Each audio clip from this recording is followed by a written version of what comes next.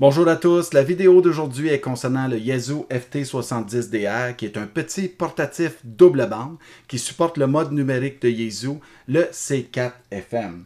Ce radio est vraiment compact et de très bonne qualité, mais ce que j'aime le plus, c'est vraiment le prix. Présentement au Canada, chez radioworld.ca, vous pouvez l'acheter au prix de 209 $ canadiens, ce qui représente environ 150 $ américains. Très, très abordable dans les mêmes gammes de prix qu'un radio DMR double bande standard. Donc, très, très, très bonne valeur d'achat et je donne un thumbs up à Yaesu pour le prix de ce radio. Et la qualité également qui n'a pas été compromise. Ce radio a 5 watts de sortie en VHF et en UHF. C'est une bande à la fois seulement. Il couvre en réception de 108 à 580 mégacycles. Et ça supporte le mode AM pour la bande d'aviation.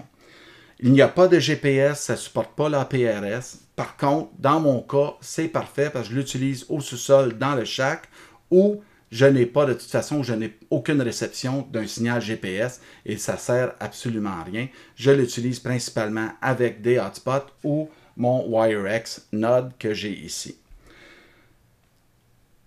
J'aime beaucoup le fait d'être en mesure de contrôler justement le node de WireX et on peut vraiment s'y connecter. On peut programmer jusqu'à 5 rooms favorites qu'on peut rappeler carrément avec le radio et contrôler le WireX node comme vous pouvez voir présentement à l'écran.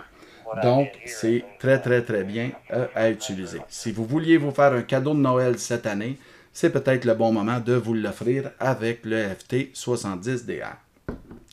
Maintenant, nous allons faire le unboxing du radio pour vous montrer rapidement ce qu'il y a à l'intérieur de la boîte et ce qui vient en fait avec le radio. Voici le chargeur de table SBH28. Ceci est une option et n'est pas inclus avec le radio. Lorsque vous ouvrez la boîte, vous avez le manuel, la carte de garantie, vous avez l'alimentation AC, vous avez le radio. Vous avez également la batterie de 1800 mAh, le support de ceinture, l'antenne double bande et le câble de programmation. Lorsque vient le moment de programmer ce radio, vous pouvez télécharger gratuitement le logiciel du site de Yaesu. Par contre, il y a une procédure spéciale pour faire la lecture du radio et pour pouvoir écrire dans le radio ce qu'on a configuré à l'intérieur du logiciel et ce que je vais vous montrer à l'instant. Voici la procédure comment programmer la radio. La première étape est d'enlever la batterie de l'appareil. Comme ceci. Par la suite, ouvrez le côté et insérez l'alimentation externe. Allumez le radio et débranchez l'alimentation. Branchez votre câble de programmation. Dans mon cas, il est déjà branché à l'ordinateur. Rebranchez l'alimentation en tenant enfoncé la touche AMS. Sur l'écran, vous avez ADMS. Le radio est prêt à être programmé. Dans le logiciel, choisissez le bon COM port. Faites Determine pour le sélectionner. Vous pouvez maintenant récupérer l'information de l'appareil. Vous devez appuyer sur le bouton Bound pour faire le transfert. On va accélérer pour la vidéo. C'est un peu plus long que ça normalement. Maintenant, nous avons lu le contenu de l'appareil. Pour envoyer du contenu dans l'appareil, vous devez faire comme ceci et appuyer sur le bouton Mode pour le mettre en réception et vous allez être en mesure de le configurer. Comme ceci.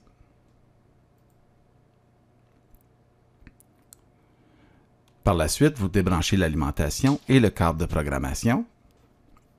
Vous réinsérez la batterie. Assurez-vous de verrouiller la batterie comme ceci. Passez du mode VFO au mode mémoire et vous voyez que les mémoires sont programmées.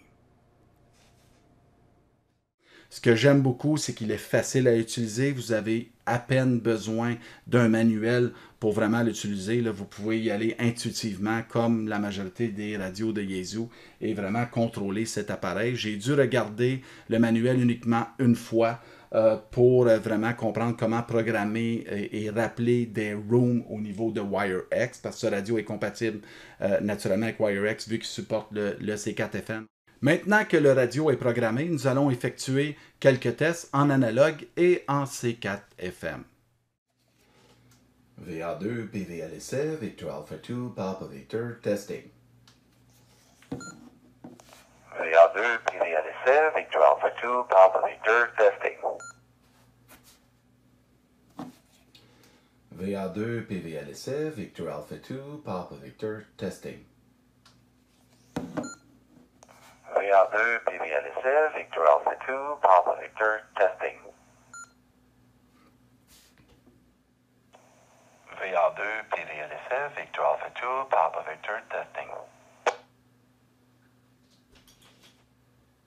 VA2, PVLSF, Victor Alpha 2, Papa Victor, testing. Pour contrôler le volume, vous devez appuyer sur la touche volume sur le côté et tourner le bouton sur le dessus. Ce n'est pas l'idéal, mais ça fonctionne. Pour aller dans le menu, vous enfoncez la touche F et vous laissez votre doigt dessus momentanément et vous allez accéder au menu. Quelque chose de particulier, le mode Voice Wide n'est pas disponible si vous ne l'activez pas dans le menu au préalable parce que par défaut, il est off. Vous pouvez entrer une fréquence manuellement et passer de VFO à mémoire très facilement, comme ceci. Vous pouvez changer le mode simplement en appuyant sur le bouton Mode. Et vous faites fonction 0 et vous pouvez changer l'offset des répéteurs ou vous mettre en mode simplex. Ceci conclut cette vidéo, j'espère que vous avez apprécié. N'oubliez pas de vous abonner si ce n'est pas déjà fait et n'oubliez pas également de cocher la cloche pour être notifié automatiquement lorsque une nouvelle vidéo est en ligne. Sur ce, je vous souhaite les meilleurs 73 et je vous dis à bientôt.